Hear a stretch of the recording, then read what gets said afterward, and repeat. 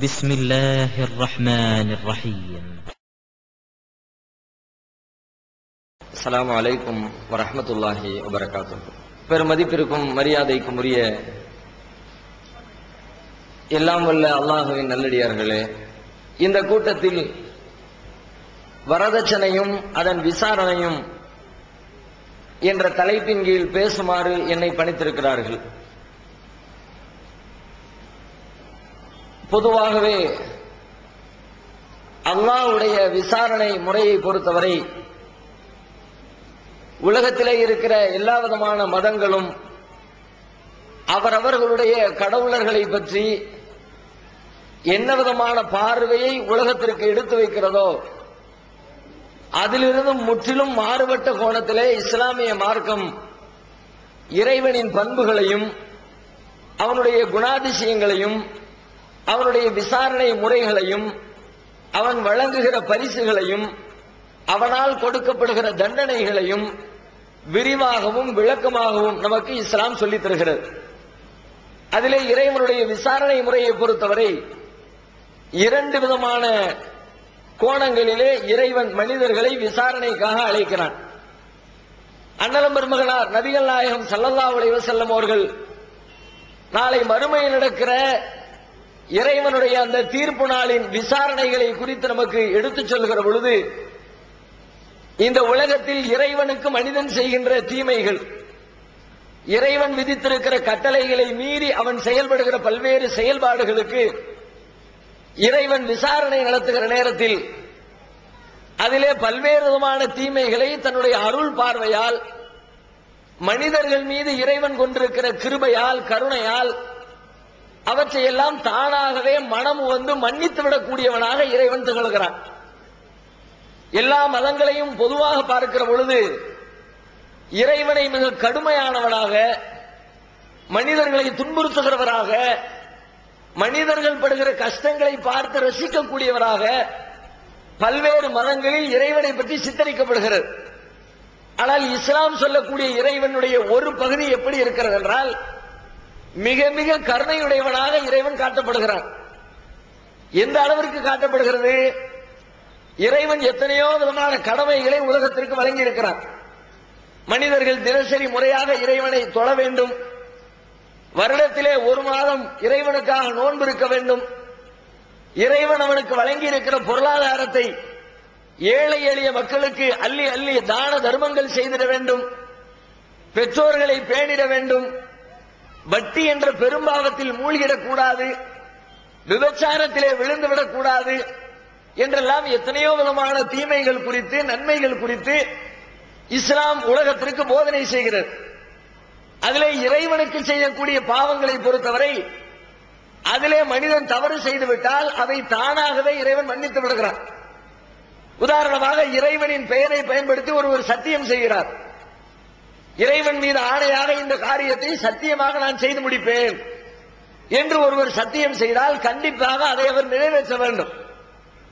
இதுல யாருக்கும் எந்த மாற்று கருத்தும் இருக்க முடியாது. சாதாரணமாக ஒரு மனிதர் இன்னொரு மனிதரின் பெயரை பயன்படுத்தி இவருடைய பெயருக்காக இவருக்காக இந்த காரியத்தை நான் செய்து தருகிறேன் என்று சொன்னால் சம்பந்தப்பட்டவர் அதை செய்து முடிக்க வேண்டும் என்று எதிர்பார்ப்பார். அப்படி இறைவனுடைய பெயரை ஒருவன் பயன்படுத்தினால் கண்டிப்பாக இறைவனுடைய மகத்துவத்தின் மீது ஆணையிட்ட மனிதர் அதை சத்தியமாக செய்து முடிக்க வேண்டும். சில நேரங்களில் தன்னுடைய அறியாமையின் காரணமாக, தன்னுடைய சிந்தனை இல்லாத ஒரு அசால்ட்டுத்தனத்தின் காரணமாக சில மனிதர்கள் அவசரப்பட்டுக் கொண்டு இறைவன் பெயரை பயன்படுத்தி இறைவன் மீது சத்தியம் செய்து விடுகிறார்கள். இதை பற்றி இறைவன் திருமறை குர்ஆனிலே சொல்லுகிறான், லா யுஆஹிதுகுமுல்லாஹு பில்லக்வி ஃபீ ஐமானிக்கும், உங்களுடைய சத்தியங்களில் வீணான சத்தியத்திற்காக உங்களை இறைவன் குற்றம் பிடிக்க மாட்டான், அதற்காக இறைவன் உங்களை விசாரிக்க மாட்டான்.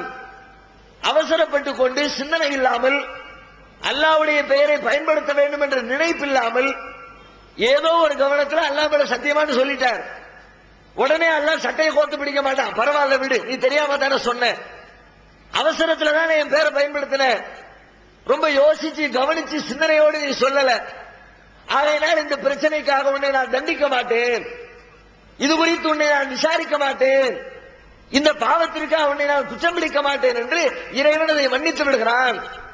இப்படி ஏராளமான தீமைகளை நாளை மறுமையில் அல்லாஹ் தானாகவே மனம் வந்து மனிதர்களுக்கு மன்னித்து விடுவானாம். ஒரு குறிப்பிட்ட மனிதர்களை அல்லாஹ் அழைப்பான். நாளை மறுமையில் விசாரணையின் போது அவர்களை அழைத்து அவர்கள் செய்த சின்ன சின்ன பாவங்களை எல்லாம் எடுத்து சொல்லுவானாம். உலகத்திலே அவர்கள் தங்களுடைய அலட்சியத்தினால் இறைவனுக்கு செய்ய வேண்டிய பல்வேறு நன்மைகளை செய்யாமல் விட்டுவிட்ட பல்வேறு தீமைகளை சின்ன சின்ன தீமைகளாக எடுத்து எடுத்து அவர்களுக்கு சொல்வானாம். மலக்குமார்கள் எடுத்து சொல்வார்கள், அவர்களுடைய பாவத்திலே சின்ன சின்ன பாவங்களை எடுத்து சொல்லுங்கள் என்று அல்லாஹ் சொன்ன உடனே அற்பமான விஷயத்தை பூரா மலக்குமார்கள் பட்டியல் போடுவாங்க. அன்னைக்கு நீ சுன்னத்து தொழுகலைய, ஒரு நாள் நீ சுபு தொழுகையை விட்டுவிட்டிய, ஒரு நாள் ஒரு ஏழை வந்து கேட்கும் போது தர்மம் செய்யலைய என்றெல்லாம் சின்ன சின்ன அற்பமான மேட்டர் அல்லாஹ் பட்டியல் போடுவாங்க. அப்ப அந்த மனிதன் நினைத்துக் கொள்வானாம், ஆகா சின்ன சின்ன மேட்டரை எல்லாம் எல்லாத்தையும் அல்லாஹ் லிஸ்ட் எடுக்கிறானே, ஒண்ணு விடாம நாம செஞ்ச பாவம் பூரா வந்துகிட்டு இருக்கிற, சின்ன சின்ன மேட்டரே இவ்வளவு வந்து விட்டது என்று சொன்னால் நாம செஞ்சிருக்கிற பெரிய பெரிய பாவங்கள் எல்லாம் வந்து விட்டால் எடுத்து போடப்பட்டால் நாம கண்டிப்பாக உயிர் பிழைக்க முடியாது, இறைவனுடைய தண்டனையிலிருந்து தப்பிக்க முடியாது என்று சொல்லி நாம அழிந்து விட்டோம், இனிமேல் நமக்கு வெற்றி இல்லை, நரகம் தான் நமக்கு தீர்ப்பளிக்கப்படும் என்று சொல்லி தன்னைத்தானே அந்த மனிதன் நொந்து கொள்வானாம். அந்த நேரத்தில் இறைவனின் புறத்திலிருந்து சொல்லப்படுமா, உலகத்திலே நீ செய்த இந்த பாவங்களை எல்லாம் இன்றைக்கு உனக்காக நான் மன்னித்து விடுகிறேன். மன்னித்து விடுவது மாத்திரமில்லை, நீ செய்த அந்த பாவத்திற்கு பகரமாக அதை நன்மையாக நான் மாற்றி தருகிறேன் என்று அல்லாஹ்வின் புறத்திலிருந்து பதில் சொல்லப்படுமா.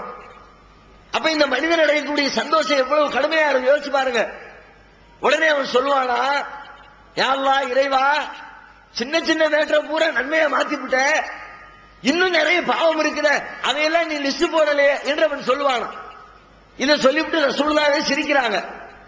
இவன் வாயை பத்தி சும்மா இருக்க வேண்டியதானே, அல்லாஹ்வுடைய அருளால் அவனுக்கு மன்னிப்பு கிடைக்கிறது, அதை நினைச்சு சந்தோஷப்பட்டு சொர்க்கத்துக்கு போறதை விட்டுவிட்டு இன்னும் பாவங்கள் இருக்கிறது என்று அல்லாஹ்விடத்தில் அந்த மனிதன் சொல்லுவான். இந்த அளவிற்கு அல்லாஹ் ஒரு கருணை பார்வையோடு ஒரு அருள் பார்வையோடு மனிதர்கள் செய்யக்கூடிய பல்வேறு தீமைகளை மன்னித்து மறந்து அவற்றையெல்லாம் நன்மைகளாக மாற்றி நாளை மறுமையில் அவர்களை சுவர்க்கத்திற்கு அனுப்பிவிடுவான்.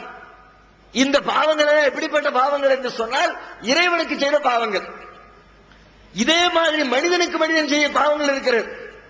பிற மனிதனுடைய சொத்துக்களை அபகரிப்பது, பிற மனிதனை பற்றி அவதூறு பேசுவது, பிற மனிதனை மானபங்கப்படுத்துவது, அடுத்தவனை பற்றி புறம் பேசுவது, அடுத்தவன் செய்யாத காரியங்களை செய்ததாக இட்டுக்கட்டி சொல்வது, பிறர் பொருளை திருடுவது, பிறருக்கு நோவினை ஏற்படுத்துவது, இப்படி உலகத்தில் ஒரு மனிதன் இன்னொரு மனிதனுக்கு செய்ய வேண்டிய நியாயமான உரிமைகளை பறித்திருந்தால், இன்னொரு மனிதனுடைய உள்ளத்தை அநியாயமான முறையில் புண்படுத்தி இருந்தால், பிற மனிதனை கொலை செய்திருந்தால், பிறருடைய பொருட்களை சூறையாடி இருந்தால் அதற்காக இறைவன் விசாரிப்பான்.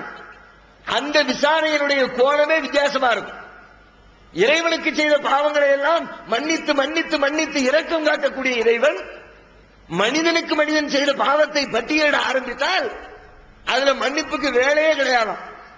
அதை பூரா லிஸ்ட் எடுப்பா இல்ல, சம்பந்தப்பட்ட மனிதனுடைய அந்த மனம் குளிர்கிற அளவிற்கு அந்த தவறு செய்த மனிதனுக்கு தேவையான அளவிற்கு தண்டனை கொடுத்து நரகத்திலே போட வேண்டிய அளவிற்கு நரகத்திலே போட்டு அவனிடமிருந்து பிடுங்க வேண்டிய நன்மைகளை எல்லாம் பிடுங்கி எடுத்து பாதிக்கப்பட்டவனுக்கு உலகத்திலே அவனால் யார் பாதிக்கப்பட்டானோ அந்த பாதிக்கப்பட்ட மனிதனின் கரத்திலே ஒப்படைத்து பாதிக்கப்பட்டவனை சுவர்க்கத்திற்கு அனுப்பி பாதிப்பை ஏற்படுத்தியவனை நரகத்திலே இறைவன் தள்ளுவான். அதிலே கொஞ்சம் கூட இறைவன் மறுமையில் இரக்கம் காட்ட மாட்டான். இதுதான் இஸ்லாத்தில் மிக முக்கியமாக வலியுறுத்தப்பட்ட செய்தி. இறைவனுக்கு ஒரு மனிதன் பாவம் செய்வது கூடாது. ஒருவேளை தன்னுடைய அறியாமையினால் இயலாமையினால் அலட்சியத்தினால் பாவம் செய்து விட்டால் கூட மனிதனுக்கு மனிதன் செய்ய வேண்டிய உரிமைகளை கொஞ்சம் கூட எல்லை மீறிவிடக் கூடாது. எந்த அளவிற்கு இஸ்லாம் போதனை செய்கிறது?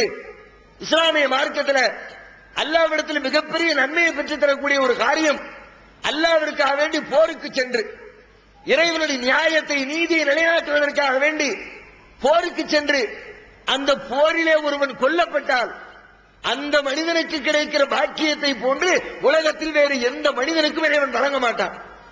உலகத்திலே மரணிக்கிற ஒவ்வொரு மனிதனையும் அவன் மரணித்த உடனே அவனை மன்னரை வாழ்க்கை என்று சொல்லி ஒரு திரைமறைவு வாழ்க்கையிலே அவனது உயிரை வைத்திருந்து உலகம் அழிகிற வரைக்கும் அதிலே பாதுகாத்திருந்து உலகமெல்லாம் அழிக்கப்பட்டதற்கு பிறகு அந்த உயிர்களை மீண்டும் எழுப்பி அங்கே விசாரணை நடத்தி அவர்கள் செய்த நன்மைக்காக மறுமையிலே சுவர்க்கத்திற்கு அனுப்புவான்.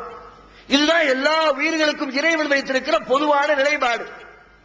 ஆனா இறைவனுடைய பாதையில போருக்கு சென்று ஒரு நீதியை நிலைநாட்டுவதற்காக, ஒரு அக்கிரமத்தை அழிப்பதற்காக ஒருவன் போர்க்களத்திலே சென்று அதிலே கொல்லப்பட்டால் அந்த மனிதனுக்கு இறைவன் கொடுக்கிற கண்ணியம் எப்படி தெரியுமா?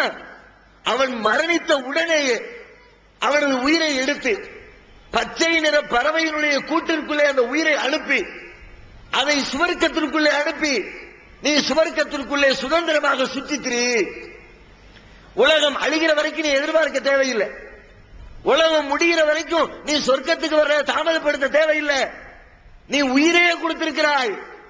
பணத்தை கொடுக்கல, சுகத்தை கொடுக்கல, உறவினர்களை கொடுக்கல, உலகத்தில் வேற எதையும் நீ இழக்கல. எந்த மனிதனும் இழப்பதற்கு முன்வராத தனது உயிரையை நீ துச்சமென மதித்திருக்கிறாய். இறைவனுக்காக அர்ப்பணித்திருக்கிறாய். ஒரு நீதியை நிலைநாட்டுவதற்காக வேண்டி உனது உயிரை நீ கொடுத்திருக்கிறாய். இந்த அளவிற்கு மிகப்பெரிய வள்ளலாக நீ திகழ்கிற காரணத்தினால் உனக்கு நேரடியாக உடனடியாக நான் சுவர்க்கத்தை வழங்குகிறேன் என்று அவனை உடனடியாக இறைவன் சுவர்க்கத்திற்கு எடுத்துக் கொள்வான். நபிகள் சொல்லுகிறார்கள், யுகுஃபருலி ஷஹீதி குல்லு தம்பின் இல்ல தைன்.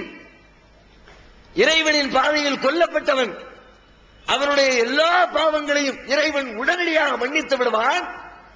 இல்ல தைன், கடனை தவிர. கடனை தவிர என்ன? கடன்கிறது என்னது? அது ஒரு மனுஷன் இன்னொரு மனுஷன் செய்ய வேண்டிய காரியம். ஒரு மனுஷன் போய் கடனை வாங்கினா அந்த கடனை உரிய நேரத்தில் உரிய முறைப்படி திருப்பி கொடுத்திருக்க வேண்டும். கொடுக்கலன்னா சம்பந்தப்பட்டவனுக்கு அநியாயம் பண்ணி இருக்கிறோம் அர்த்தம். 10ஆம் தேதி நான் இந்த கடனை திருப்பி தந்துடுறேன் என்று சொல்லிட்டு ஒருத்தட்ட 10,000 ரூபாய் கடனை வாங்கணும். அந்த ஆள் என்ன பண்ணாரு? 10ஆம் தேதி 10,000 திரும்ப கிடைத்து விடும் என்று சொல்லி அந்த தேதியில பல திட்டங்களை போட்டு வைத்திருப்பார். அந்த பணம் கிடைத்த உடனே நம்ம இந்த ஆளுக்கு கொடுக்க வேண்டிய கடனை கொடுத்துருவோம், இந்த வேலையை முடிச்சிருவோம், மளிகை கடைக்காரனுக்கு காசை கொடுத்துருவோம், பால் கடைக்காரனுக்கு காசை கொடுத்துருவோம் என்றெல்லாம் திட்டம் போட்டு வைத்திருப்பார். 10ஆம் தேதி கொடுக்கலன்னா அதனால் பாதிக்கப்படுற யாரு? உனக்காக இறக்கப்பட்டு அவர் பணத்தை கொடுத்தார், நீ அவரை அநியாயமான முறையிலே பாதிப்படைய செய்தால் சம்பந்தப்பட்டவரை எல்லாம் மன்னிக்க மாட்டான். முறையா கொடுத்த வாக்குறுதியை நிறைவேற்றி இருக்கணும். 10ஆம் தேதி கொடுக்கிறேன் என்று சொன்னால் 10ஆம் தேதி கொடுத்திருக்க வேண்டும். அதை கொடுக்காமல் நீ மரணித்து விட்டால் கூட அந்த பாவத்தை மாத்திரம் இறைவன் மிச்சமாக வைத்திருப்பான். ஒரு மனிதனுக்கு இவன் துரோகம் செய்து விட்டான், அநியாயம் செய்து விட்டான், அடுத்தவன் பொருளை அபகரித்து விட்டான் என்று சொல்லி அவனுடைய பாவத்தை மன்னிக்காமல் இறைவன் நிலுவைகளை நிறுத்தி வைத்து விடுவான் என நபிகள் நாயகம் ஸல்லல்லாஹு அலைஹி வஸல்லம் சொல்கிறார்கள். இப்ப கவனிக்க வேண்டிய செய்தி என்ன? எல்லா பாவத்தையும் மன்னிச்ச இறைவன் அவனை தொழுகிற பரவாயில்லைன்னு மன்னிக்கிறான், அவனுக்காக நோன்பு இருக்கிற பரவாயில்லைன்னு மன்னிக்கிறான், அவனுக்காக வேண்டி ஹஜ்ஜி செய்யல பரவாயில்லைன்னு மன்னிக்கிறான், அவனுடைய பாதையில தர்மம் பண்ணல பரவாயில்லைன்னு மன்னிக்கிறான், அவன் செய்த எத்தனையோ கடமைகளை மீறினா பரவாயில்லைன்னு மன்னிக்கிறான். ஆனால் ஒரு மனிதன் இன்னொரு மனிதனுக்கு அநியாயம் செய்திருந்தால் அந்த பாவத்தை ஒரு காலம் மன்னிக்கவே மாட்டேன் என்று திட்டவட்டமாக திருமறை குர்ஆனிலே சொல்லித் தருகிறான். அப்போ ஒரு இஸ்லாமியன், ஒரு மனிதன் இந்த உலகத்திலே பிற மனிதர்களுடைய உரிமைகள் விஷயத்தில் எந்த அளவிற்கு கவனம் எடுக்க வேண்டும் என்று புரிகிறதா? அது மாத்திரமில்ல, மேலும் சொல்லுகிறார்கள், நாளை மறுமையில் இறைவன் சில பேரை விசாரணைக்கு அழைப்பான். அப்பொழுது உலகத்திலே அவனால் பாதிக்கப்பட்டவர்கள் எழுந்து நின்று, இறைவா சஃபக தமஹாதா, இறைவா இவன் என்னை கொன்றான், உலகத்திலே வாழ்கிற பொழுது அநியாயமாக என்னை அடித்தான், என்னை பற்றி அவதூறு பேசினான், என்னுடைய காசை சூறையாடினான் என்று சொல்லி அவனால் பாதிக்கப்பட்ட ஒவ்வொரு மனிதனும் இறைவனிடத்திலே இருந்து புகார் சொல்வார்கள். அப்பொழுது இறைவன் என்ன செய்வான் தெரியுமா? இந்த பாதிப்பை ஏற்படுத்தி அநியாயக்காரன் இருக்கிறானே, உலகத்திலே இந்த அநியாயக்காரன் செய்த நன்மைகளை எல்லாம் எடுத்து எடுத்து இவன் தொழுதிருப்பான், அந்த தொழுகையை எடுத்து இவனால் பாதிக்கப்பட்டவங்க கொடுத்து நீ வச்சுக்க, தொழுகைக்குரிய நன்மையை நீ வச்சுக்க. இவன் நோன்பு வைத்திருப்பான், நோன்பை எடுத்து இவனால் பாதிக்கப்பட்டவனுடைய கையில கொடுத்து நோன்பின் நன்மைகளை நீ வச்சுக்க. தர்மம் பண்ணி இருப்பான், தர்மத்தின் நன்மைகளை நீ வச்சுக்க என்று சொல்லி அள்ளி அள்ளி அள்ளி அள்ளி இவனுடைய நன்மைகளை எல்லாம் எடுத்து இவனால் பாதிக்கப்பட்டவர்களின் கரத்திலே ஒப்படைப்பான். ஒப்படைத்து விட்டு கடைசியிலே பார்த்தால் இவனிடத்தில் எந்த நன்மை மிச்சம் இருக்காது. வேற வழி இல்ல, பாதிக்கப்பட்டவன் செஞ்ச அநியாயத்தை எல்லாம் தூக்கி இவன் தலையில வைப்பான். அவன் திருடி இருப்பான், இவன் திருடி இருக்க மாட்டான். ஆனால் இவனால் அவன் பாதிக்கப்பட்டிருந்தால் அவன் திருடின திருட்டு குற்றத்தை இவன் தலையிலே சுமத்தி நரகத்துக்கு போ. அவன் விபச்சாரம் செஞ்சிருப்பான், இவன் விபச்சாரமே செஞ்சிருக்க மாட்டான். அவன் செஞ்ச விபச்சாரத்தினுடைய அநியாயத்தை பாவத்தை எடுத்து அநியாயத்தை ஏற்படுத்தி இவன் தலையில வச்சு போ நரகத்திற்கு, நெருப்பிலே போய் வெந்து சாகு என்று இறைவன் தள்ளுவான். நீங்கள் தொழுத தொழுகை உங்களுக்கு கிடைக்க வேண்டும் என்றால், நீங்கள் வைத்த நோன்பின் பலனை நீங்கள் அனுபவிக்க வேண்டும் என்றால், நீங்கள் செய்த ஹஜ்ஜுக்குரிய நன்மைகளை நீங்கள் பெற்றுக்கொள்ள வேண்டும் என்றால், நீங்க ஹஜ்ஜு செஞ்சா மட்டும் போதாது, நோன்பு வச்சா மட்டும் போதாது, தொழுதா மட்டும் போதாது, பிறருக்கு அநியாயம் செய்யாமல் இருக்க வேண்டும், பிறருடைய உரிமைகளை பறிக்காமல் இருக்க வேண்டும், பிறருடைய மான மரியாதையை குலைக்காமல் இருக்க வேண்டும், பிறர் விஷயத்திலே நேர்மையாக நாணயமாக ஒழுக்கமாக மனிதாபிமானமாக உலகத்திலே நீங்கள் வாழ்ந்திருக்க வேண்டும் என்பதிலே கடுகளவிற்கு கூட சந்தேகம் இல்லை என இஸ்லாமிய மார்க்கம் உலகத்திற்கு எடுத்துச் சொல்கிறது. இது இஸ்லாத்தின் பொதுவான பார்வை. இப்ப நம்முடைய தலைப்பு என்ன? வரதட்சணை மகள் விசாரணை. வரதட்சணைங்கிறது என்ன? வரதட்சணை என்பது ஒரு மனிதனுடைய வாழ்க்கையிலே அவருடைய நிலை என்ன? ஒரு ஆணும் பெண்ணும் திருமணம் செய்கிறார்கள். அந்த திருமணம் என்பது ஒரு வாழ்க்கையின் ஒப்பந்தம். ரெண்டு பேரும் பண்ணிக்கிட்ட ஒரு அக்ரிமெண்ட் தான் திருமணங்கிறது. உலகத்தில் வேற எந்த மதத்திலையும் திருமணத்தை ஒரு அக்ரிமெண்டா சொல்லவே இல்லை. இஸ்லாம் தான் முதலாக திருமணத்தை வாழ்க்கையின் ஒப்பந்தம் என்று அறிவிக்கிறது. நீங்கள் அவர்களிடத்திலே ஆண்கள் பெண்களிடத்திலே எடுத்துக் கொள்கிற ஒரு கடுமையான உடன்படிக்கை, ஒரு வாழ்க்கையின் ஒப்பந்தம். ஒப்பந்தம்னா எப்படி இருக்கணும்? உலகத்தில் எத்தனையோ ஒப்பந்தம் செய்யறோம். ஒப்பந்தத்துக்கு அளவுகோல் என்ன? ரெண்டு பேரும் சேர்ந்து பிசினஸ் பண்ணுவதாக ஒப்பந்தம் செய்தால், நான் ஒரு 1 லட்சம் ரூபாய் முதலீடு போடுறேன், நீங்க ஒரு 1 லட்சம் ரூபாய் முதலீடு போடுங்க, ரெண்டு பேரும் சேர்ந்து பிசினஸ் பண்ணுவோம். கிடைக்கிற லாபத்துல 50% உங்களுக்கு, 50% எனக்கு. இப்படித்தானே வியாபாரம் பண்ணுவோம், இப்படித்தானே ஒப்பந்தம் பண்ணுவோம். ஒப்பந்தம் என்று சொன்னால் இரண்டு தரப்பிலும் சம அளவில் பங்களிப்பு செய்யப்பட வேண்டும். அதுக்கு பேர் தான் ஒப்பந்தம். அதான் நியாயமான ஒப்பந்தம். இப்ப ரெண்டு பேரும் சேர்ந்து குடும்பம் நடத்துவோம் ஒப்பந்தம் பண்றோம். இந்த ஒப்பந்தத்தில் ரெண்டு பேரும் சம அளவில் பங்களிப்பு செய்யணும்ல. ரெண்டு பேரும் சம அளவில் பங்களிப்பு செய்கிறோமா?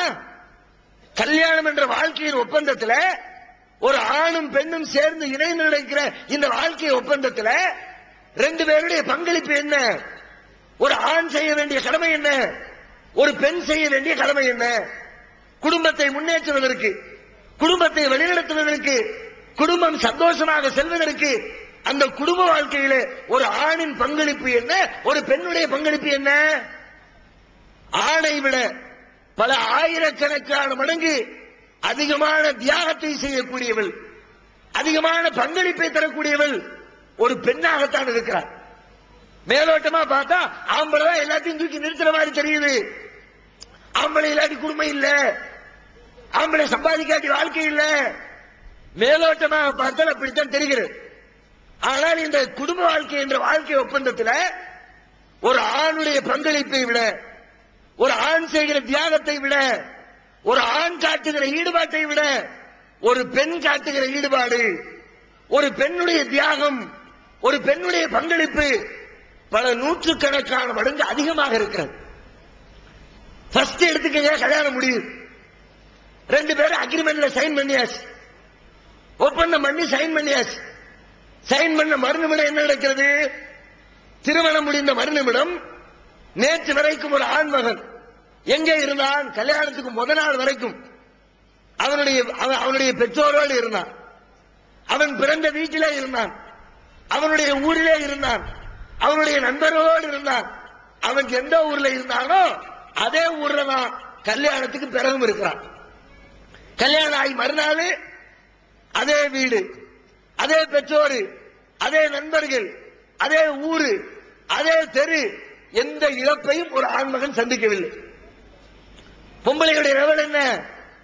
கல்யாணம் முடிஞ்ச மறு நிமிஷம் உன்னை கட்டிக்கிட்டேன், உன் கூட நான் சேர்ந்து வாழ்வேன், உன்னுடைய சுக துக்கங்கள்ல பங்கெடுப்பேன் என்று சொல்லி கையெழுத்து போட்ட ஒரே காரணத்திற்காக அவளை பெற்றெடுத்த பெற்றோர்களை விட்டுவிட்டு 18 வயது, 20 வயது, 25 வயது வரைக்கும் பாராட்டி சீராட்டி அவளுடைய சுக துக்கங்களிலே பங்கெடுத்து அன்பு செலுத்தி வளர்த்திய அவளது பெற்றோர்களை விட்டு, சகோதரர்களை விட்டு, உடன் பிறந்த சகோதரிகளை விட்டு, கூட படித்த தோழிகளை விட்டு, தெருக்காரங்களை விட்டு, பிறந்த வீர ஊரை விட்டு, தாம் பிறந்த வாழ்ந்த ஊரை விட்டு, தன்னுடைய மாவட்டத்தை விட்டு, சில பேர் தன்னுடைய நாட்டையே விட்டு, நம்ம கல்யாணம் முடிச்ச ஆளு வேறொரு நாட்டில் இருக்கிறான்ற காரணத்திற்காக தன்னுடைய நாடு விட்டு அடுத்த நாட்டில் போய் குடியேறுகிறாளே, இது தியாகம் இல்லையா?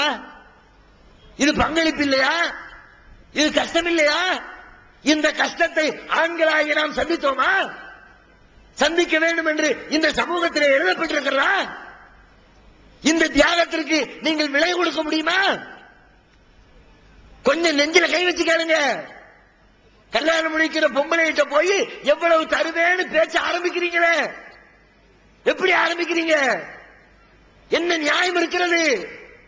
ஒரு பொம்பளைகிட்ட போய் நீ காசு தந்தாத்தான் உன்னை கல்யாணம் பண்ணிக்க வேண்டும், பொண்ணை பெற்ற தாய் தகப்பனிடத்துல போய் பஞ்சாயத்து பேசுவதற்கு என்ன நியாயம் இருக்கிறது? சொல்லுங்க பார்க்கலாம். ஒரே ஒரு காரணத்தை சொல்லுங்க பார்க்கலாம். வெளிநாட்டுக்கு போறாங்க 2 வருஷம் வேலைக்கு, ஒரு 5 வருஷம் அக்ரிமெண்ட்ல போறான். வெளிநாட்டுக்கு போயிட்டு திரும்ப வந்துருவாரு, இங்க வந்து செட்டில் ஆவாரு. வெளிநாட்டுக்கு போகும் பொழுது தன்னுடைய பிள்ளையை, தன்னுடைய கணவரை, தன்னுடைய தந்தையை வெளிநாட்டுக்கு அனுப்பி வைத்து விட்டு ஒவ்வொரு பெற்றோரும் ஒவ்வொரு உற்றார் உறவினரும் படக்கூடிய துன்பம் எவ்வளவு? ஏர்போர்ட்ல போய் பாருங்க, பொண்டாட்டிக்காரி கண்ணீர் விட்டு கதறா, பிள்ளைய விட்டு பிரிஞ்சு போறவன் தகப்பன் கதறான், புள்ள நம்மளை விட்டு பிரிஞ்சு போறான தாய் கதறா. எப்படி? இன்னும் 2 வருஷத்துல திரும்பி வந்துருவான், இன்னும் 1 வருஷத்துல திரும்ப வந்துருவான், இன்னும் 5 வருஷத்துல திரும்ப வந்துருவான். அவனுக்கு இதுதான் ஊரு, இங்கதான் செட்டில் ஆவான், இங்கதான் லேண்ட் வாங்குவான், இங்கதான் வீடு கட்டுவான், இங்கதான் பிள்ளைய படிக்க வைப்பான், இங்கதான் இந்த பிள்ளைய கல்யாணம் முடிச்சு கொடுப்பான், இங்கதான் சாக போறான், இங்கதான் சமாதியாக போறான், இங்குதான் அவனது வாழ்க்கையில் எல்லை இருக்கிறது என்று தெரிந்தாலும் கூட 2 வருஷ இழப்பை தாங்கிக் கொள்ள முடியாமல் தவிக்கக்கூடியவர்கள். ஒரு பெண்ணுடைய நிலைமை என்ன? இனிமே இது அவளுடைய ஊரா? கோயம்புத்தூருக்கார பெண்ணை போய் திருப்பூர்ல கட்டி கொடுத்தாச்சு, சென்னையில கட்டி கொடுத்தாச்சு, அவளுக்கு எந்த ஊரு? திரும்ப கோயம்புத்தூர்ல வந்து செட்டில் ஆவாளா? கோயம்புத்தூர்ல வந்து இடம் வாங்குவாளா? கோயம்புத்தூர்ல வந்து வீடு கட்டுவாளா? கோயம்புத்தூர்ல பிள்ளைய படிக்க வைப்பாளா? கோயம்புத்தூர்ல தாம்பிள்ளைய கட்டி கொடுப்பாளா? கோயம்புத்தூர்ல மௌத்தாவ போலா?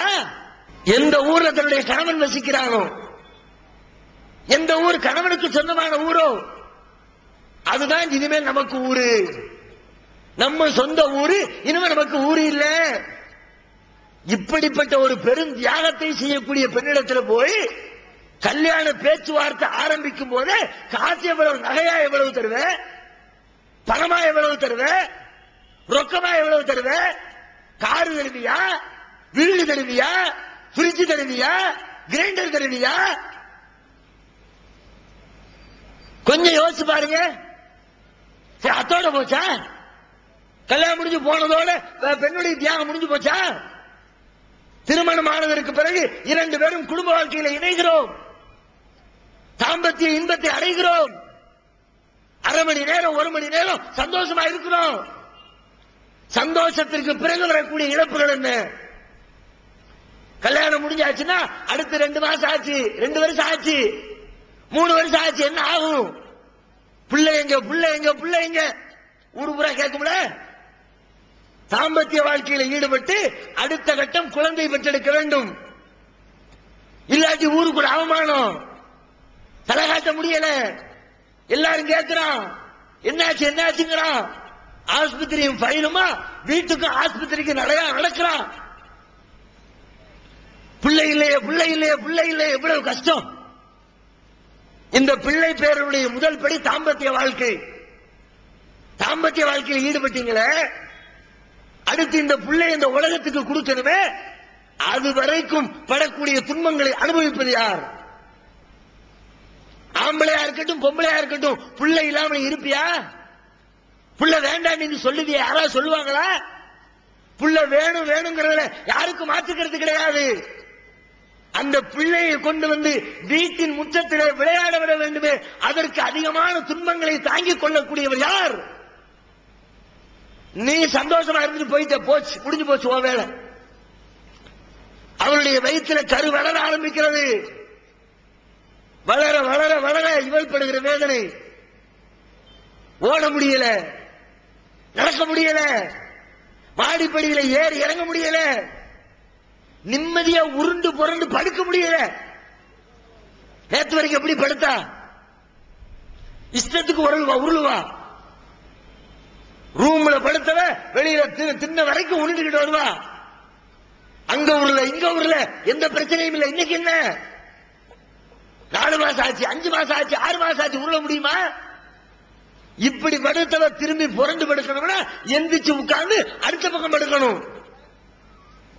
ஒவ்வொரு நாள் இரவும் படுகிற அவஸ்தை, உடலில் ஏற்படக்கூடிய ரசாயன மாற்றங்கள், கை கால்கள் வீங்கி போய் சிரமம் இல்லையா? இது நிம்மதியா திங்கவாது முடியாத, மத்த கஷ்டத்தை விடுங்க, விரும்பின திங்க முடியுதா? புளிச்சு போன மாங்காவையும் உப்பு சப்பில்ல மண்ணையும் அள்ளிதான் திங்கிறா. வேற எதுக்கு திங்கிறா? வேற என்ன போகுது வயிற்றுக்குள்ள? போனதெல்லாம் வாந்தியா வெளியில வந்து கொட்டுது. உள்ளே போகிற பாதை அடைபடுகிறது. உள்ளே போகிற அற்ப சொற்பமான உணவு பதார்த்தங்களும் வாந்தியாக வெளியிலே வந்து சேர்ந்து விடுகிறது. கஷ்டத்துக்கு மேல கஷ்டம். நம்ம அப்படியா? நம்மளை விட 5 வயசு கம்மியா இருப்பா நம்ம பஞ்சாபி, 10 வயசு கம்மியா இருப்பா. இவனுக்கு 30 வயசு, அவனுக்கு 20 வயசா இருக்கும். 30 வயசுக்காரன் கையில பேட்டை தூக்கிட்டு கிரிக்கெட் விளையாட ஓடி போவான்.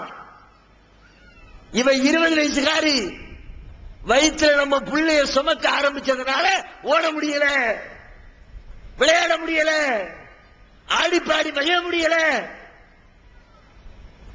10 மாத காலம் படுகிற கஷ்டங்களும் அவஸ்தைகளும். அதாவது பரவாயில்லைங்க, அந்த கஷ்டத்தினுடைய கடைசி விளிம்பு நம்முடைய பிள்ளையை இந்த உலகத்தில் கொண்டு வந்து கொடுக்கிற அந்த பிரசவ நேரம் இருக்கிறது. வார்த்தையில வர்ணிக்க முடியுமா? அதுல படக்கூடிய துன்பத்தை விலைக்கு சொல்ல முடியுமா? என்ன சொன்னாலும் சரி, எத்தனை மணிக்கணக்காக பேசினாலும் சரி, ஒரு பெண் தன்னுடைய பிள்ளையை வாரிசை இந்த உலகத்திலே பெற்றெடுக்கிற கடைசி நிமிடத்தில் அவள் படுகிற அவஸ்தையை சொல்லி முடிக்க முடியாது. மருத்துவத்துறையில மனிதனுடைய உடம்புல ஏற்படக்கூடிய வலிகளை பத்தி அளவுகோல் சொல்றாங்க. ஒண்ணு அளக்கிறதுக்கு ஒரு அளவுகோல் வச்சிருக்கிறாங்களே. கடையில போய், மளிகை கடையில போய் பருப்பு கேட்டீங்கன்னா என்னது எதிர அளந்து தருவாரு? கிலோகிராம் படியை வச்சு 1 கிலோ 2 கிலோ அளந்து கொடுக்கிறார். அதே ஜவுளி கடையில போய் துணியை கேட்டீங்கன்னா கிலோ கணக்கிலையா, அங்க மீட்டர் கணக்கில் அளந்து கொடுக்கிறார். பால் கடைக்காரர் போய் பாலை கேட்டா லிட்டரை வச்சு உடக்க வச்சு அளந்து ஊத்துறார். ஒண்ணு அளக்கிறதுக்கு ஒரு அளவுகோல் இருக்குல்ல. அதே மாதிரி இன்றைக்கு ஒரு அளவுகோல் கண்டுபிடித்திருக்கிறார்கள். மனிதனுடைய உடம்புல ஏற்படக்கூடிய வலியை உணரக்கூடிய அளவுகோல். அந்த கருவியை வச்சு அளந்தா எவ்வளவு தூரம் வலி இருக்குது. அந்த கருவிக்கு பேரு டால்னு பேரு. டால்னு ஒரு கருவி. அந்த கருவியை வைத்து அளக்கிறார்கள். மருத்துவத்துறை விஞ்ஞானிகள் சொல்லுகிறார்கள், ஒரு மனிதனுடைய உடம்புல 10 டால் அளவிற்கு வேதனை கொடுக்கப்பட்டால் அதை சர்வசாதாரணமா தாங்கிக்குவான். 20 டால் அளவுக்கு கொடுக்கப்பட்டால் தாங்கிக்குவான். 50 டால் கொடுக்கப்பட்டால் தாங்கிக் கொள்வான். 60 டால் கொடுக்கப்பட்டாலும் தாங்கிக் கொள்வான். 60 தாண்டினால் வலியினுடைய அளவு கூட கூட கூட தாங்க முடியாம 60 தாண்டிச்சுன்னா ஆளு மௌத்துன்னு அர்த்தம். அதுக்கு பிறகு எவனும் உசுரோடு இருக்க மாட்டான். இது மருத்துவ விஞ்ஞானிகள் சொல்லக்கூடிய கணக்கு. ஆனா பிரசவ நேரத்தில் ஒரு பெண் தனது குழந்தையை பெற்றெடுக்கக்கூடிய அந்த கடைசி நிமிடத்தில் அவளது உடலிலே ஏற்படக்கூடிய வலியின் அளவு என்ன தெரியுமா? ஒரு பெண் 60 தாண்டி 70 டாலை தொட்டுத்தான் ஒரு குழந்தையை பெற்றெடுக்கிறாள். அந்த ஒரு நேரத்தில் மட்டும் இறைவன் விதிவிலக்கு கொடுக்கிறான். சில பேர் அதை கூட தாங்க முடியாத பலகீனமான உடம்புக்கார பொம்பளைங்க பிரசவ நேரத்தில் மூத்தா போறாங்க. என்ன காரணம்? அதுக்கு தகுந்த சக்தி இல்லாம மூத்தாயிடுறாங்க. அந்த ஒரே ஒரு நேரத்தில் மாத்திரம் உலகத்திலே அதிசயம் நிகழ்கிறது, அற்புதம் நிகழ்கிறது. 60 தாண்டி 70 டால் அளவிற்கு அவளது உடலிலே வேதனையை அனுபவித்து தனது வாரிசை, தனது பிள்ளையை இந்த உலகத்திலே பெற்றுத் தருகிறாள். நாம பட்டோமா இந்த கஷ்டம்? இந்த சிரமத்தை ஆண்கள் அனுபவித்தோமா? புள்ள பிறந்ததுக்கு பிறகு சொந்தம் கொண்டாடுறது யாரு? அதுக்கு மட்டும் நம்ம வந்துடும். பிள்ளையனுடைய உருவாக்கத்தில் உன்னுடைய பங்களிப்பு என்னடா? நீ என்னத்தை கிழிச்ச? அரை மணி நேரம் சந்தோஷமா இருந்த, அதை தாண்டி உன்னுடைய பங்களிப்பு என்ன? உள்ள வச்சு வளர்த்தியா? சிரமத்தை அனுபவிச்சியா? சாப்பிட முடியாம தவிச்சியா? உருண்டு பிறந்து படுக்க முடியாம கஷ்டப்பட்டியா? வெளியே வந்த உடனே யாரு பிள்ளை? இப்ராஹிம் ராத்தூர் பிள்ளை. அம்மா பேரை எங்கேயும் கேட்க மாட்டேங்கிறான். ஸ்கூல்ல பிள்ளை பேரை சேர்க்கணும். பேருக்கு கீழே என்ன? தகப்பனார் பேர் என்ன? அதான் கேட்கலாம். பள்ளிக்கூடத்தில் போய் பேரை சேர்த்தா உங்க அம்மா பேர் என்ன கேட்கிறாங்க? உங்க அப்பன் பேர் என்ன? தந்தை பேர் என்ன? யாருடைய வாரிசு? அப்துல் காதர் வாரிசு, அப்துல் ரஹீம் வாரிசு, ராமசாமி வாரிசு. எனக்கு ஆயிஷா பிவி வாரிசுன்னு சொல்லி இருக்கிறோமா? கதீஜா பிவி வாரிசுன்னு சொல்லப்படுகிறதா? நம்முடைய வாரிசை பெற்றுத் தருவதற்காக வேண்டி தனது உடலிலே 10 மாத காலங்கள் இத்தனை சிரமத்தை அனுபவித்து பெற்றுக் கொடுத்த அந்த பெண்ணிடத்திலே போய் உன்னை கல்யாணம் முடிக்க போறேன், உங்களோட சந்தோஷமா இருக்க போறேன், உன்னை கஷ்டப்படுத்தித்தான் என்னுடைய வாரிசை இந்த உலகத்தை நான் கொண்டு வர போறேன், அதுக்கு நீ எத்தனை லட்சத்தை தருவேன்னு கேட்கிறமே. கொஞ்சம் யோசித்து பாருங்கள் தோழர்களே.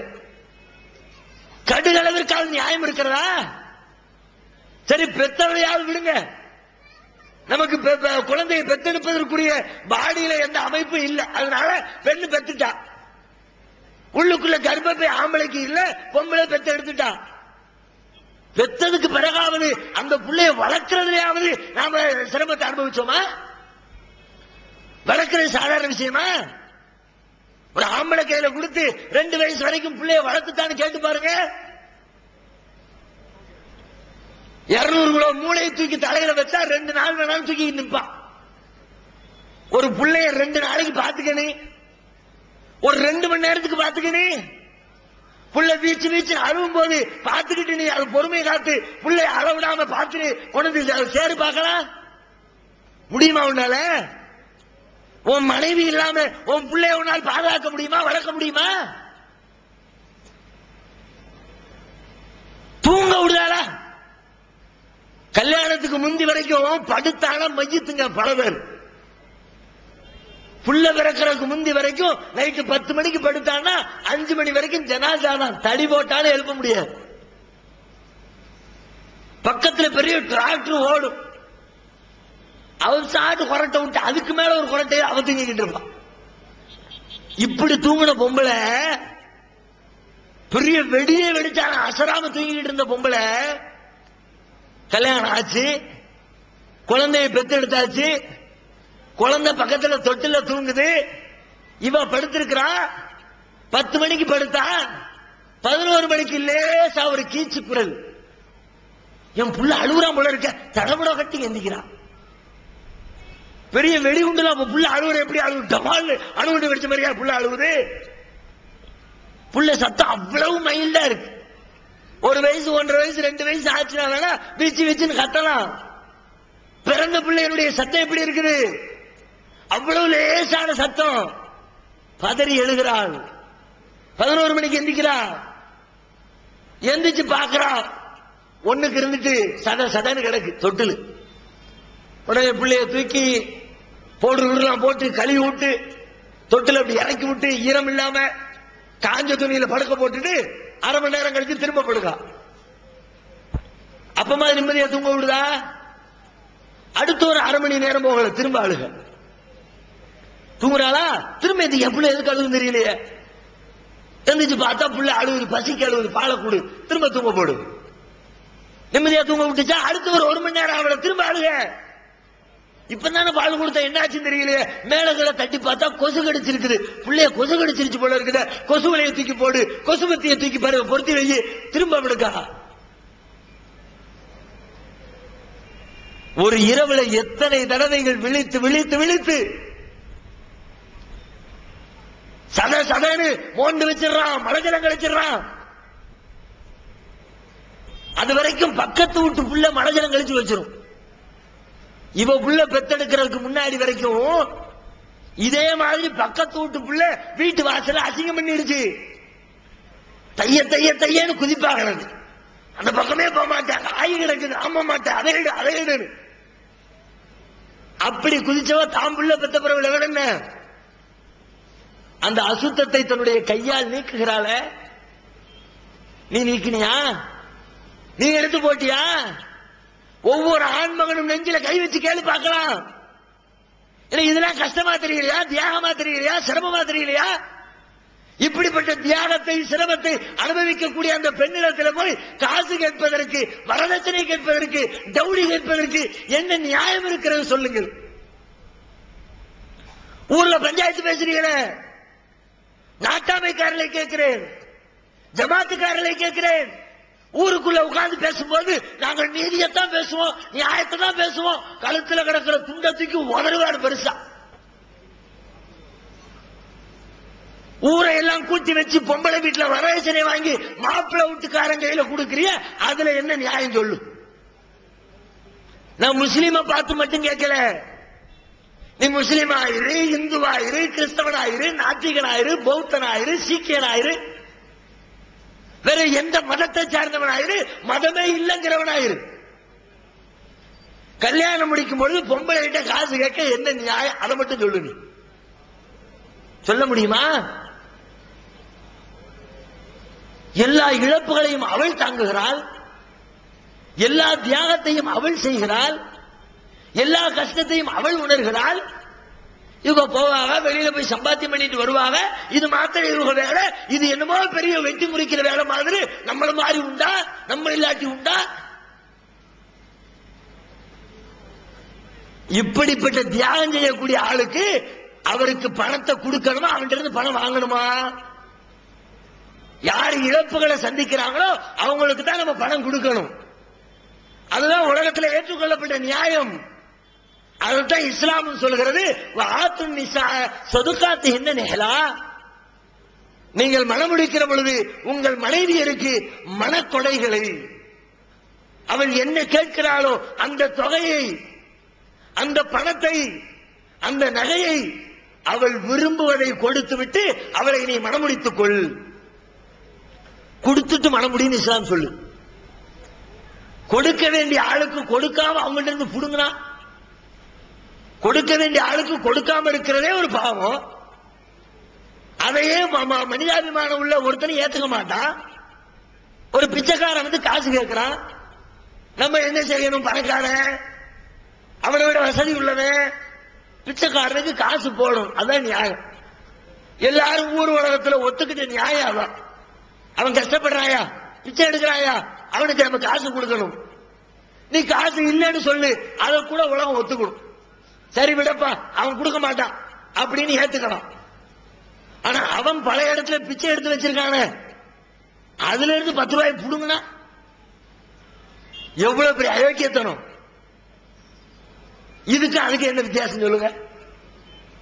ஒரு பெண்ணை மணமுடிக்கிற பொழுது அவளுக்கு கொடுமை கொடுக்க கடமைப்பட்ட ஒருவன் அவளுக்கு பணத்தை கொடுப்பதற்கு பதிலாக, நகையை கொடுப்பதற்கு பதிலாக, சொத்து சுகங்களை கொடுப்பதற்கு பதிலாக அவளது பெற்றோர் சேகரித்து வைத்திருக்கிற சொத்துக்களில் கொஞ்சத்தை பிடுங்கிக் கொள்வது ஒரு பிச்சை எடுத்தவன் பிடுங்கிறதுக்கும் இதுக்கு என்ன வித்தியாசம்? அநியாயம் இல்லையா? அக்கிரமம் இல்லையா? உரிமையை பறிக்கிற காரியம் இல்லையா? அதனால தான் இஸ்லாமிய மார்க்கம் இதற்கான மறுமை விசாரணை எப்படி வைத்திருக்கிறது தெரியுமா? வரதட்சணை கேட்ட ஆட்கள், வரதட்சணை கொடுத்த ஆட்கள், அவங்களுக்கான விசாரணை முறை எப்படி இருக்கும் நீங்க நினைச்சே பார்க்க மாட்டீங்க. அப்படி இருக்கும். கற்பனையில கூட உதிக்காது. வரதட்சணையில் சம்பந்தப்பட்ட ஆணாக இருந்தாலும் பெண்ணாக இருந்தாலும் அவங்களை அல்லாஹ் மறுமையில என்னென்ன குற்றச்சாட்டின் கீழ் தண்டிப்பான் தெரியுமா? இஸ்லாத்திலேயே ரொம்ப பெரிய பாவங்கள்னு சில பெரும் பாவங்கள் சிலதான் அல்லாஹ் பட்டியல் போடுறான். அதுல ஒரு பாவம் கொலை பண்றது. கொலைங்கிறது இஸ்லாத்துல ரொம்ப மகா பெரிய பாவம். எந்த அளவுக்கு பெரும்பாவம்னா, அநியாயமா ஒருத்தர் கொலை பண்ணுனா மறுமையில் அவர் நிரந்தரமாக நரகத்திலேயே கிடப்பார். ஒரு காலமும் சொர்க்கம் போகவே முடியாது. ஒமையக்குத்துல் மூமின முத்தஅம்மிதன் ஃபஜஸாஉஹு ஜஹன்னமு ஹாலிதன் ஃபீஹா. குர்ஆன் சொல்கிறது, யார் ஒருவர் வேண்டுமென்று ஒருவரை கொலை செய்கிறாரோ அவர் நாளை மறுமையில் நிரந்தரமாக நரகத்திலே கிடப்பார். சொர்க்கத்தினுடைய வாடையை கூட அவங்க எட்டி பார்க்க முடியாது. வரதட்சணையில் சம்பந்தப்பட்ட ஒவ்வொருவனும், வரதட்சணை வாங்கி திருமணம் முடித்த அந்த ஆண்மகனாக இருந்தாலும், தன்னுடைய மகளுக்கு வரதட்சணை கேட்ட பெற்றோராக இருந்தாலும், தன்னுடைய மகளுக்கு பணம் இருக்கிறது என்று திமிரினார், மணமகன் வீட்டார் கேட்பதை விட கூட 2 லட்சத்தை சேர்த்து கொடுத்து கல்யாணம் பண்றாங்க, அப்படிப்பட்ட திமிரு பிடிச்ச பெற்றோராக இருந்தாலும், நாளை மறுமையில நீங்கள் கொலை குற்றவாளிகளாக அல்லாஹ்வின் முன்னிலையில் நிற்பீர்கள். நீங்க கொலை பண்ணி இருக்க மாட்டீங்க.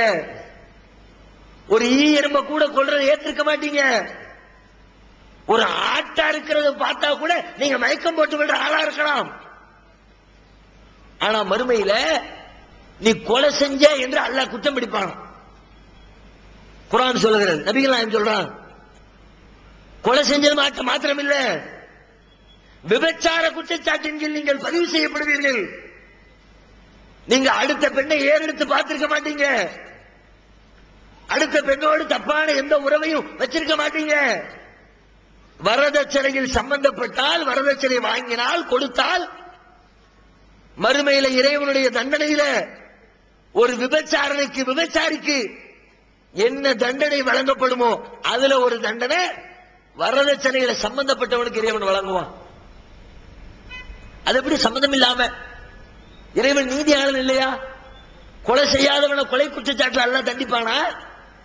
விபச்சாரம் செய்யாதவனை விபச்சார குற்றச்சாட்டுல அல்லாஹ் தண்டிச்சால் அநியாயம் கேட்கலாம். அநியாயம் இல்ல, நியாயம். என்ன நியாயம்? நீங்கள் வரதட்சணை கேட்கிற காரணத்தினால் இந்த உலகத்திலே பல பேர் அநியாயமாக கொலை செய்யப்படுகிறார்கள். பல கிராமங்களை கணக்கெடுத்து சொல்றாங்க, சிசு கொலை. பொம்பளை புள்ள பிறந்த உடனேயே கள்ளிப்பாலை ஊத்தி 2 நெல்லுமணி அள்ளி போட்டு குழந்தைக்கு சமாதி கட்டக்கூடிய பழக்கம் தமிழகத்தில் பல கிராமத்தில் இன்றைக்கும் இருக்கிறது. நபிகள் நாயகம் ஸல்லல்லாஹு அலைஹி வஸல்லம் அவருடைய காலத்தில் நடந்த ஒரு மிகப்பெரிய அநியாயம், அக்கிரமம். இந்த 21ஆம் நூற்றாண்டிலேயும் பல தாய்மார்கள் தான் பெற்றெடுத்த பிள்ளையை, ஒரு தாய் எந்த அளவுக்கு இரக்கம் உள்ளவர், எந்த அளவுக்கு பாசம் காட்டுறவர், எப்படிப்பட்ட பிள்ளையா இருந்தாலும் அவளுடைய அந்த பிள்ளையினுடைய தாய் தனது பிள்ளையை நேசிப்பா. தமிழ் ஒரு பழமொழி சொல்லுவாங்களே, காக்கைக்கும் தன் குஞ்சு பொன் குஞ்சுன்னு. அப்படி பிள்ளையை நேசிக்கக்கூடிய ஒரு தாய் தாம் கஷ்டப்பட்டு பெற்றெடுத்த பிள்ளைய பிறந்த மறு நிமிஷமே கள்ளிப்பாலை ஊத்து கொலை பண்றான்னு பத்திரிகையில படிக்கிறவன் ஏன் கொலை பண்றா? புள்ள கருப்பா இருக்குன்னு கொலை பண்ணாளா? புள்ள நொண்டியா இருக்குன்னு கொலை பண்ணாளா? புள்ள கை ஊனமா இருக்குன்னு கொலை பண்ணாளா? புள்ளைக்கு கை குஷ்டமா இருக்குன்னு கொலை பண்ணாளா? எதுக்கு கொலை பண்ணா? அப்படி கொலை செய்தவர்களிடத்தில் போய் ஆய்வு செய்கிற பொழுது அந்த பெண்கள் சொல்லுகிறார்கள், பொம்பளை புள்ள பிறந்துருச்சியா, இன்னொரு 15 வருஷம் 20 வருஷத்துல பெரிய ஆள் ஆயிருவா, இவ்வளவு ஒருத்தனுக்கு நான் கையில பிடிச்சு கொடுக்கணும். இன்னைக்கு இருக்கிற சமூக அமைப்புல நான் கட்டி கொடுக்க முடியுமா? நான் சம்பாதிக்கிற சம்பாத்தியமே மாசம் 2000 ரூபாய். இந்த 2000 ரூபாய் வச்சு எங்களுடைய அன்றாட வைத்துப்பாட்டை கழிக்க முடியல. மளிகை கடைக்காரன் பாக்கி, பால்காரன் பாக்கி, அன்றாட தேவைகளை பூர்த்தி செய்ய முடியாம இருக்கிறவன் இந்த இலையில இருக்கிற நாங்க கொஞ்சம் கொஞ்சமா சேர்த்து 20 வருஷத்துல 2 லட்சத்தை கொடு, 5 லட்சத்தை கொடு, 10 லட்சத்தை கொடுன்னு கேட்பாங்க. அப்படி 10 லட்சம் கொடுக்கறதுக்கு எங்கள்கிட்ட என்னையா வசதி இருக்குது? கட்டி கொடுக்க முடியாம அன்னைக்கு கஷ்டப்படுறதை விட, அன்னைக்கு நாங்க மானமிழந்து நிற்பதை விட, இன்னைக்கு ஒரு சொட்டு பாலை கொடுத்து கதையை முடிச்சுட்டா இன்றோட இந்த பிரச்சனை முடிஞ்சிடும். அதனால தான் நான் கொலை பண்றேன்னு பல பெண்கள் தான் பெற்றெடுத்த குழந்தைகளை சிசுவிலேயே கொலை செய்கிறார்களே. யார் காரணம்? நீங்கள் கேட்ட வரதட்சணை காரணம் இல்லையா? நீங்கள் கொடுத்த வரதட்சணை காரணம் இல்லையா? வரதட்சணை கேட்கிறவங்களும் கொடுக்கிறவங்களும் கொஞ்சம் நெஞ்சத்துல கை வச்சு யோசிச்சு பாருங்க. நம்ம என்ன பெரிய பாவமா பண்ணிவிட்டோம்? கேட்டோம், தந்தாங்க, அவ்வளவுதானே நீங்க நினைக்கலாம். நீ கேட்கத்தான் செஞ்ச, நீ கேட்ட, அதனால் எவனோ ஒருத்தர் தான் பிள்ளைய கொண்டான். இன்னும் சில பேர் என்ன பண்றாங்க, வயிற்றுக்குள்ள இருக்கும்போதே ஸ்கேன் எடுத்து பாக்குறான். ஆம்பளை பிள்ளையா பொம்பளை பிள்ளையா, உள்ள பொம்பளை பிள்ளைன்னு தெரியுதா, உள்ளுக்குள்ளே சமாதி கட்டு, கருவை கலைச்சிரு. நடக்குதா இல்லையா? ஏன் கருவை கலைக்கிறான்? வரதட்சணை வாங்காமல் திருமணம் முடிக்கிற சமூகமாக நம்முடைய சமுதாயம் இருந்தால் ஏன் வெட்கப்படுறான்? ஏன் கவலைப்படுறான்? ஏன் தான் பிள்ளைய சிசுவிலேயே கொல்லணும்னு முடிவெடுக்க போறான்? அப்ப அவன் தான் பிள்ளைய கொண்டதுக்கு நீ கேட்ட வரதட்சணை காரணம். எனவே அந்த கொலை குற்றத்திலே நீயும் நரகத்திற்கு போயிட்டு அல்லாஹ் தள்ள மாட்டானா? பல குடும்பத்தில் வயசுக்கு வந்த பிள்ளைங்க 20 வயசு, 25 வயசு, 27 வயசு, 30 வயசு, முதிர் கன்னிகள், கல்யாணம் ஆகாத. வேற எந்த சமுதாயத்திலையும் நம்ம சமுதாயம் மாதிரி இல்லை. மற்ற சமுதாயத்திலேயாவது வரதட்சணை வாங்குறோம்னா 10,000 ரூபாய், 20,000 ரூபாய், 50,000 ரூபாய். நம்ம சமுதாயத்தில் எவ்வளவு? 20 லட்சம், 30 லட்சம், 50 லட்சம், 1 கோடி, 2 கோடி. 1 கிலோ தங்கம், 2 கிலோ தங்கம், 50 லட்சம் ரூபாய் காரு, 1 கோடி ரூபாய் காரு. மற்ற சமுதாயத்தில் வரதட்சணை பத்தி எதுவும் சொல்லப்படல. ஆனால் நம்முடைய சமுதாயத்தில் பெண்ணுக்கு நீ கொடுக்க வேண்டும் என்று வலியுறுத்தப்பட்டிருந்தும் கூட இப்படி லட்ச லட்சமா கோடி கோடியா கேட்டதன் விளைவாக ஏழை எளிய பெற்றோர்களுக்கு பிறந்த பிள்ளைகள் 30 வயசாகியும் திருமணம் ஆகாமல் வீட்டின் மூலையில உட்கார்ந்து அழுதுகிட்டு இருக்கிறாங்க. அவங்களுக்கு தாம்பத்திய இன்பத்தை கொடுக்கிறது யார்? இன்றைய சமூக வாழ்க்கையில ஒரு பெண் எத்தனை நாட்களுக்கு ஒழுக்கத்தோடு வாழ முடியும்? தன்னுடைய கற்பை எவ்வளவு நாளைக்கு பேணிக்க முடியும்? இறையச்சமுடைய பொம்பளையா இருந்தா எத்தனை வருஷமா இருந்தாலும் தன்னுடைய கற்பை பாதுகாத்துக்குவா. இறைவனுடைய பயம் இல்லாத பொம்பளை இன்னைக்கு இருக்கிற சமூக அமைப்புல எங்க போனாலும் உணர்ச்சியை தூண்டி தூண்டி விடுறான். தெருவில் நடக்க முடியல, ஆபாச போஸ்டர். ஒரு பேப்பர் எடுத்து படிக்க முடியல, அரைகுறை படங்கள். ஒரு வார இதழ் மாத இதழ் படிக்க முடியல, ஆபாச படங்கள். ஒரு டிவி சேனலை திறக்க முடியல, எந்த சேனலை திறந்தாலும் ஆபாசம். ஆபாசம் இல்லாத ஒரு சேனலை காட்டுங்க. அப்படி ஏதாவது ஒரு சேனல் இருந்தாலும் அப்படிப்பட்ட சேனல் நம்ம சமுதாயத்துக்கு தெரியவே செய்யாது. தெரிஞ்சதுன்னா என்ன சேனல்? சன் டிவி தெரியும், ஜெயா டிவி தெரியும், கே டிவி தெரியும். இதுல எல்லாம் என்ன முசீபத்து? ஆம்பளையும் பொம்பளையும் அரகுற டிரெஸ் போட்டு ஆட விட்டு படுக்கையறை காட்சிகளை பட்டவர்த்தனமாக காட்டி உணர்ச்சிகளை தூண்டான். ஒரு 100 வருஷத்துக்கு முன்னாடி கூட இது மாதிரி அரகுற டிரெஸ் போட்டு ஆடுற அந்த ஆபாச காட்சிகளை பார்க்கணும்னா ஊரை விட்டு 2 கிலோமீட்டர் 3 கிலோமீட்டர் தள்ளி போகணும். அதுல கூட இப்படி காட்டல. 50 வருஷத்துக்கு முன்னாடி உள்ள படத்துல கூட இன்னைக்கு இருக்கிற மாதிரியே காட்டுறான்.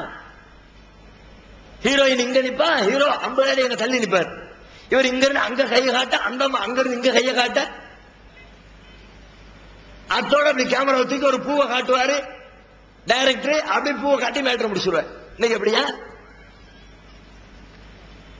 மேலாடையிலிருந்து உள்ளாடை வரை அனைத்தையும் கலட்டி விட்டு அத்தனை வக்கர நிகழ்ச்சிகளையும் பட்டவர்த்தனமாக காட்டுகிறான். டிவியில் ஆபாசம், பேப்பர்ல ஆபாசம், புத்தகத்தில் ஆபாசம், போஸ்டர்ல ஆபாசம், ரேடியோல ஆபாசம்.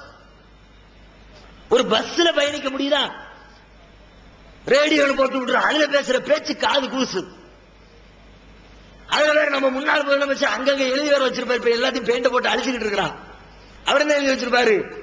உதடு உதடு ஒட்டும், இப்படி சொல்லு அப்படி சொல்லு. அவர் அங்க போனாலும் உதட்ட நினைவுபடுத்திக்கிட்டு இருப்பார். நான் சொல்லாதே, நாமனு சொல்லு, சொன்னா உதடு ஒட்டி போடுவோம். பெரிய தத்துவம் அவர் எழுதி வச்சார். எங்க போனாலும் இந்த முசீபத்து. இப்படிப்பட்ட சூழ்நிலையில ஒரு பெண் எத்தனை நாட்களுக்கு கற்பை பாதுகாக்க முடியும்? ஒரு நாள் இல்ல ஒரு நாள் பொறுத்து பொறுத்து பார்க்கிறாள். நம்ம பெற்றோர் நமக்கு கல்யாணத்தை பண்ணி வைக்க மாட்டாங்கன்னு முடிவெடுத்த உடனே நம்முடைய இந்த உடல் உணர்ச்சியை தனித்துக் கொள்வதற்கு படி தாண்டுவதை தவிர வேறு வழி இல்லை என்று சொல்லி எல்லை தாண்டி போகிறாளே, அவள் எல்லை தாண்டுவதற்கு காரணம் யார்?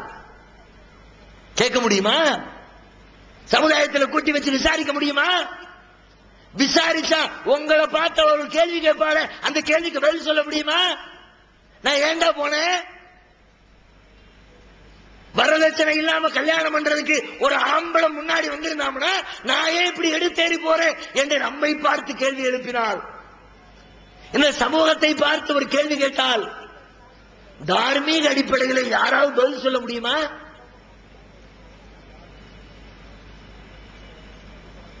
அவன் விபச்சாரத்துக்கு போனதுக்கு அவன் மட்டும் குற்றவாளி இல்ல, அதை தூண்டிய நீங்களும் குற்றவாளிகள்.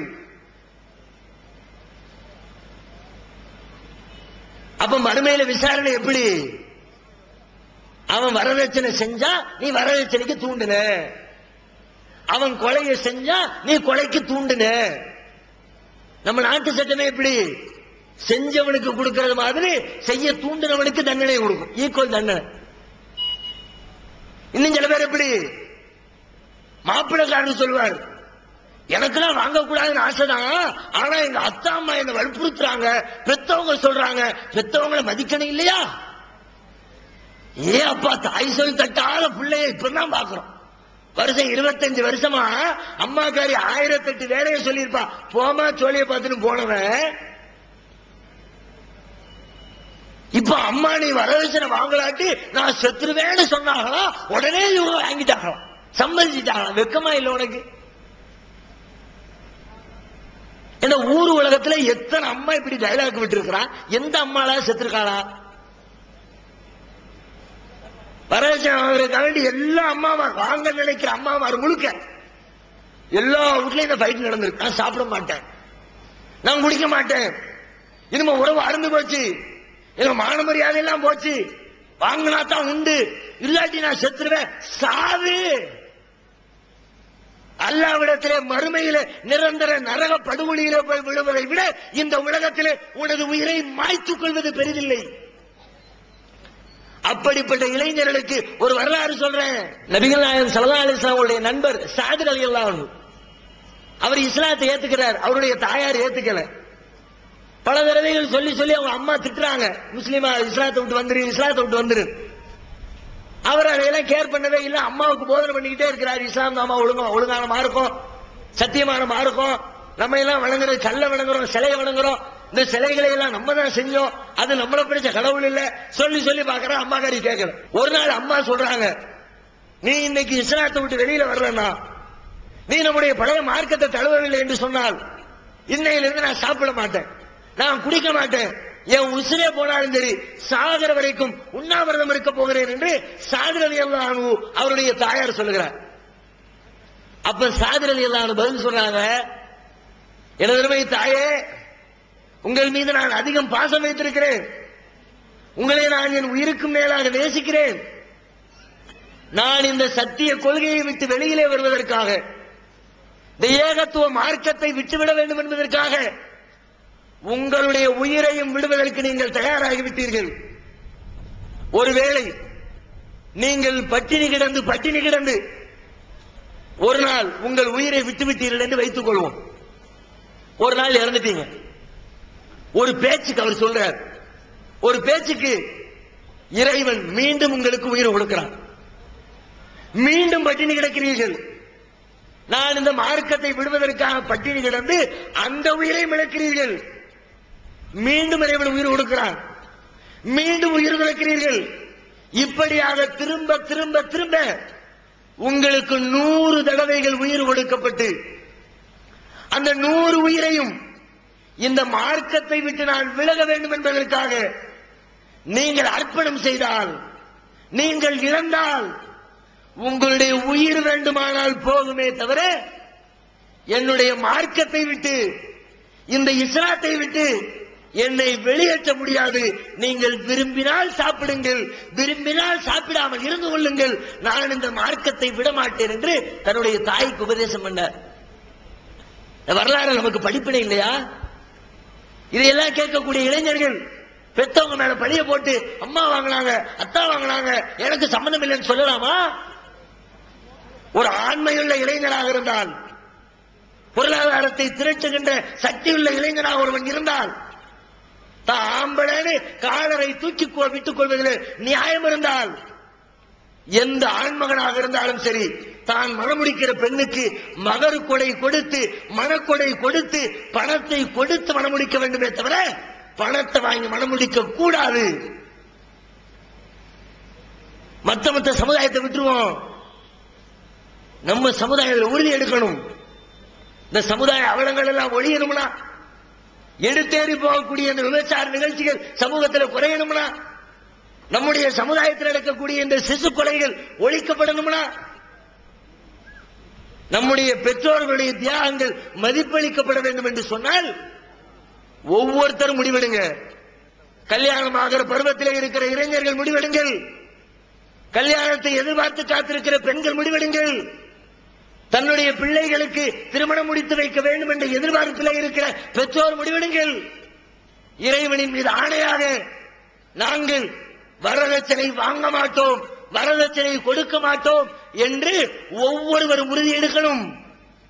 இங்கே கூடியிருக்கிற சபையிடத்திலே கேட்கிறேன், திருமணம் ஆனவர்களும் இருப்பீர்கள், திருமணத்தை எதிர்பார்த்திருக்கிறவர்களும் இருப்பீர்கள், தம்முடைய பிள்ளைகளுக்கு திருமணம் முடித்து வைக்க வேண்டிய பருவத்தில் இருக்கிற பெற்றோர்களும் இருப்பீர்கள். இஸ்லாம் சொல்லக்கூடிய இந்த கடமையை எதிர்வருகிற காலத்தில் நாங்கள் கண்டிப்பாக முழுமையாக நிறைவேற்றுவோம் என்று சொல்லி இறைவனின் மீது சத்தியமிட்டு வரதட்சணை வாங்க மாட்டோம், வரதட்சணை கொடுக்க மாட்டோம் என்று வாக்குறுதி அளிக்கக்கூடியவர்கள் உங்கள் கைகளை தூக்குங்கள். கேமரா ஷூட் பண்ணுங்க. அல்லாஹ்வுடைய கேமரா ஷூட் ஆகிட்டு இருக்குது. மறுமையில் அல்லாஹ் பிடிப்பான். கையை வச்சுக்கிட்டே இருக்க, கேமரா முடியட்டும். நம்மளும் பிடிக்கணும்ல நாளும் என்ன.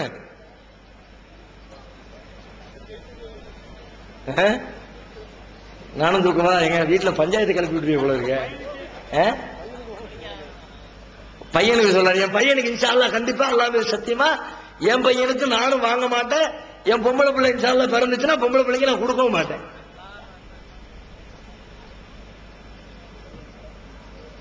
சரியா? அல்லாஹ் ரப்பல் ஆலமீன் நம்முடைய இந்த மன உறுதிக்கு வெற்றி அல்லாஹ்ட்ட கேளுங்க. பொம்பளை பிள்ளைங்க வச்சிருக்கிறவங்க அல்லாஹ்ட்ட கேளுங்க. நீங்க நினைக்கிற சில பேரு அது ஆம்பளை பிள்ளையா இருந்தா ஓகே, பொம்பளை பிள்ளைய வச்சிருக்கிறோம் எப்படி நமக்கெல்லாம் சாத்தியமா நினைக்கிறீங்க? அல்லாஹ் குர்ஆன்ல சொல்றான். அது மாதிரி தாழ்வு மனப்பான்மையுடைய மக்களுக்கு அல்லாஹ் சொல்கிறான், வமன் யத்தகில்லாஹ யஜ்அல் லஹு மக்ரஜா. யார் அல்லாஹ்வை பயப்படுகிறாரோ, அல்லாஹ்விற்காக வேண்டி அஞ்சி அல்லாஹ் விஷயத்தில் ஒரு முடிவெடுக்கிறாரோ அவருக்கு அல்லாஹ் ஒரு போக்கிடத்தை ஏற்படுத்துவான். அல்லாஹ் மேல நம்பிக்கை வச்சா கொஞ்ச காலம் பொறுத்து இருக்கணும், கொஞ்சம் காலதாமதமாகும், அவசரப்படாமல் இருக்கணும். கண்டிப்பாக ஒவ்வொரு ஆணையும் ஒவ்வொரு பெண்ணையும் அல்லாஹ் ஜோடி ஜோடியாகத்தான் படைச்சிருக்கிறான். நான் வரதட்சணை கொடுக்க மாட்டேன்னு உங்க பிள்ளையை உட்கார வச்சேன்னா வரதட்சணை வாங்காத ஒரு ஆண்மகனை உங்கள் வீட்டிற்கு அல்லாஹ் அனுப்பி வைப்பான் என்பதில் எந்த சந்தேகமும் யாரும் பட வேண்டிய அவசியம் இல்லை. இந்த எண்ணத்தின் அடிப்படையில், உறுதியின் அடிப்படையில் இந்த மேடையில் ஒரு சகோதரி, எத்தனையோ ஆயிரக்கணக்கான திருமணங்கள் நம்ம ஜமாத்தின் சார்பில் நடக்க ஆரம்பித்து விட்டது. இன்றைக்கு இந்த உறுதிப்பாட்டோடு வரதட்சணை கொடுக்காமல், வரதட்சணை வாங்காமல், இஸ்லாமிய மார்க்கம் காட்டி இருக்கிற அடிப்படையில் எளிமையான வகையில் நடத்தப்படுகிற ஒரு திருமணத்தை இந்த மேடையில் ஒருவர் நடத்திக் கொள்வதற்கு தயாராக முன்வந்திருக்கிறார்கள். அவர்களுடைய திருமணத்தை இத்தோடு சேர்த்து நடத்திக் கொள்ள இஸ்லாம்ங்கிறது இஸ்லாமிய திருமணத்திற்கு எந்த சடங்குகளும் கிடையாது, எந்த சம்பிரதாயங்களும் கிடையாது. அறிவுபூர்வமான பகுத்தறிவு பூர்வமான காரியங்கள் மாத்திரம்தான் இஸ்லாமிய திருமணத்தினுடைய ஒழுங்குகளாக இருக்கிறது. பெண்ணை பெற்றவர் பெண்ணை மணமுடிக்க போகிற அந்த மணமகளை பிடித்து எவ்வளவு மகரு மாப்பிள்ளை தர்றாருங்கிறத கேட்டு அவரிலிருந்து வாங்கி கொண்டு தன்னுடைய பெண்ணை மணமுடித்து தருகிறேன்னு சொல்லணும். அக்ரிமெண்ட் தான். இந்த அக்ரிமெண்டோட முடிஞ்சு போச்சு. இந்த பிள்ளைய என் பிள்ளைய உனக்கு கட்டி தர, நீ சந்தோஷமா வச்சு குடும்பம் நடத்தும் பாரு, அவர் நான் ஏத்துக்கிறேன் பாரு. இஸ்லாமிய திருமணத்துடைய ஒழுங்குகள் 2 சாட்சிகளுக்கு முன்னிலையில மகர் கொடுத்து நடத்தப்பட்டால் அவ்வளவுதான் திருமணம். சடங்கு சம்பிரதாயம் பொருள் முடியாத மந்திரம் எதுவும் இஸ்லாத்தில் கிடையாது. அந்த அடிப்படையில் உங்களை சாட்சியாக வைத்துக் கொண்டு இங்கே ஒரு திருமணத்தை இப்பொழுது நடத்த இருக்கிறோம். சகோதரர் ஏ நஸ்ருதீன் அப்துல் ரஹ்மான் அவர்களுடைய மகன் ஏ நஸ்ருதீன் மணமகனாகவும், சுல்தான் அவர்களுடைய மகள் எஸ் ஃபிர்தௌஸ் அவர்கள் மணப்பெண்ணாகவும் பேசி முடிக்கப்பட்டு இன்றைக்கு இங்கே திருமணம் நடைபெற இருக்கிறது. மணமகன் சார்பில் பெண்ணுக்கு இறைவன் விதித்திருக்கிற அந்த மகர் கொடை 24 கிராம் தங்க செயின் பிளஸ் மோதிரம் 2 சேர்த்து 24 கிராம். தங்க செயின் 1, மோதிரம் 1, 2 சேர்த்து 24 கிராம்ல நகையை மகராக கொடுக்கிறார். இந்த மகரை பெற்றுக்கொண்டு அவருடைய பெண்ணுடைய தந்தையார் தனது மகளை திருமணம் முடித்து கொடுப்பார். செயின் மட்டும்தானோ? செயின் பிளஸ் டாலர், மோதிரம் இல்ல, செயின் பிளஸ் டாலரு 24 கிராமு. அதான, வேற ஒண்ணும் இல்ல. அதான் சரியா? சரி, நீங்க வாங்க மாப்பிள்ள வாங்க. எவ்வளவு வாங்கிருக்கிறீங்க பெண் வீட்டுல இருந்து? இதுவரைக்கும் எதுவும் வாங்கலீங்க. இதுவரைக்கும் வாங்கலன்னா இனிமே வாங்குற உத்தேசம் இருக்குதா? இல்ல இல்ல, அது தெளிவா சொல்லுங்க. இதுவரைக்கும் வாங்கவும் இல்ல, இனிமேல் வாங்கவும் மாட்டேன் அப்படிங்கறத இறைவன் மீது சத்தியமிட்டே சொல்லுங்க. இறைவன் மீது சத்தியமிட்டு சொல்றதுங்கிறது அப்படி ஒண்ணும் மரபு இல்ல. சத்தியம் பண்ணிலாம் சொல்லணுங்கிற சட்டம்லாம் ஒண்ணும் கிடையாது. நம்ம சமுதாயத்தில் இப்படி ஆக்கிவிட்டானுங்களா? சில பேர் உள்ளுக்குள்ள பேசுவோம், அதெல்லாம் கிடையாதுப்பா, வெளியில சொல்லுவானுங்க, உள்ளுக்குள்ள போய் எல்லாம் இருக்கத்தான் செய்யுமான்ல. அல்ல பாத்துக்குவோம். உள்ளுக்குள்ள இருந்துச்சுன்னா அதை நம்ம பார்க்க வேண்டிய அவசியம் இல்ல, இறைவன் பார்த்துக்குவான்ல. அதனால இறைவன் மேல சத்தியம் பண்ணி அந்த வாக்குமூலத்தை கொடுங்க. அல்லாஹ் மீது ஆணையாக நகையாகவோ ரொக்கமாகவோ பணமாகவோ ஊருக்கு தெரிஞ்சோ தெரியாமலோ அண்டர் கிரவுண்ட்லயோ வெளிப்படையாகவோ எந்த விதத்திலையும் வரதட்சணை நான் வாங்கவில்லை, இனிமேல் எதிர்காலத்தில் வரதட்சணையாக வாங்கவும் மாட்டேன் அப்படிங்கிற தகவலை மக்கள் மத்தியில சொல்லிடணும். சொல்லுங்க. இறைவன் மீது ஆணையாக இப்பவும் எப்பவும் எந்த ஒரு காலத்திலும் அல்லாஹ் மீது ஆணையாக வரதட்சணையாக எந்த ஒரு பொருளும் நான் வாங்க மாட்டேன். அல்ஹம்துலில்லாஹ். நாங்க பிடிங்க தகப்பனார், பெண்ணுடைய தகப்பனாரு. நீங்க அவர்கிட்ட உங்களுடைய மகள் பேர் என்ன? ஃபிர்தௌஸா? என்னுடைய மகள் ஃபிர்தௌஸ், எஸ் ஃபிர்தௌஸை 24 கிராம் செயினை மகராக பெற்றுக்கொண்டு உங்களுக்கு நான் மனம் முடித்து தருகிறேன், ஏற்றுக்கொள்கிறேன். மைக்கில் மகள் ஃபிர்தௌஸ் ஜன்னத்துல் ஃபிர்தௌஸை மணமகளாக ஏற்றுக்கொள்ள மனமுடி 24 கிராம் நகையை பெற்றுக்கொண்டு மனம் முடித்து தருகிறேன். ஏற்றுக்கொள்கிறீர்களா? ஏற்றுக்கொள்கிறேன். அல்ஹம்துலில்லாஹ். அவ்வளவுதான். திருமண நிக்காஹ் முடிஞ்சிருச்சு. திருமணத்தை பொறுத்த வரைக்கும் அதுல வாழ்த்துறதுக்குன்னு ஒரு வாழ்த்து பிரார்த்தனை ரசூலுல்லாஹ் சொல்லி தந்திருக்கிறாங்க. இன்னைக்கு நம்ம சமூகத்துல செய்யற மாதிரி மணிக்கணக்கில் ஓதுற பிரார்த்தனை கிடையாது. 2 வரி தான். அதை நான் சொல்றேன், அதுக்குரிய அர்த்தத்தையும் சொல்றேன். அந்த வாசகத்தை அர்த்தத்தை புரிந்து கொண்டு வந்திருக்கிற மக்கள் மணமக்களுக்காக வேண்டி இறைவனிடத்துல அந்த பிரார்த்தனையை நீங்க சொல்லுங்க. அது என்ன வாசகம் அப்படின்னா, பாரக்கல்லாஹு லக வ பாரக அலைக வ ஜமஅ பைனகுமா ஃபீ கைர். பாரக்கல்லாஹு லக வ பாரக அலைக வ ஜமஅ பைனகுமா ஃபீ கைர். இதுக்கு என்ன பொருள்னா, உங்களுடைய அகத்திலும் புறத்திலும், உங்களுடைய உடலிலும் உங்களுக்காக வேண்டி இறைவனால் படைக்கப்பட்டிருக்கிற பொருட்களிலும் இறைவனுடைய மறைமுகமான அருள் இறங்கட்டும். உங்கள் இருவரையும் நன்மையான காரியங்களில் இறைவன் ஒன்றிணைத்து வைக்கட்டும். நன்மையான காரியத்துல கூட்டாளி ஆகணும். சினிமா தேட்டருக்கு போகணும், கூட்டிட்டு போயிடக்கூடாது. அதுல ஒருத்தர் கூப்பிட்டாலும் இன்னொருத்தர் சண்டை போட்டுறணும். நன்மையான காரியங்களில் இருவரையும் இறைவன் ஒன்றிணைத்து வைக்கட்டும் என்பது அந்த வாசகத்திற்கான அர்த்தம். அந்த வார்த்தையை சொல்லி இறைவனிடத்தில் மணமக்களுக்காக வேண்டி பிரார்த்திக்குமாறு கேட்டு நிறைவு செய்கிறோம். அல்லாஹ் ரப்பல் ஆலமீன் வரதட்சணை ஏற்ற ஒரு சமூகமாக நம்முடைய சமூகத்தை மாற்றி அருள் புரிவானாக. வாஹிர் தாவானா அல்ஹம்துலில்லாஹி ரப்பில் ஆலமீன். அஸ்ஸலாமு அலைக்கும் வரஹ்மத்துல்லாஹி வபரகாத்துஹு. அல்லாஹ்